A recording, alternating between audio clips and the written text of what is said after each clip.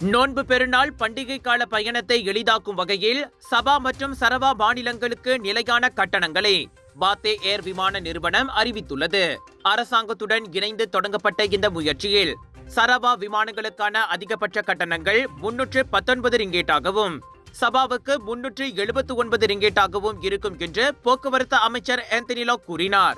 பெருநாள் உச்ச பயண காலங்களில் பயணிகளின் தேவைகளை பற்றிய விமான நிறுவனத்தின் புரிதலை இந்நடவடிக்கை பிரதிபலிப்பதாக நேற்று நடைபெற்ற அறிமுக நிகழ்ச்சியின் தொடக்க விழாவில் ஆந்தனி லாக் தெரிவித்தார்.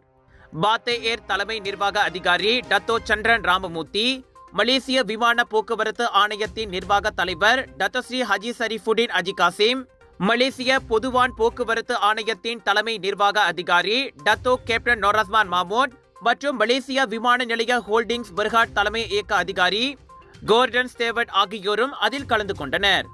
இவ்வேளையில் Kota Bharu, அலோஸ்தார், Penang, Kota Kinabalu, Kuching, சீபு, Sandakan, தாவா போன்ற முக்கிய உள்நாட்டு இடங்களுக்கு பாத்தே ஏர் விமானங்களின் எண்ணிக்கையை 140 வரை அதிகரிக்கும் என்று லாக் அறிவித்தார்.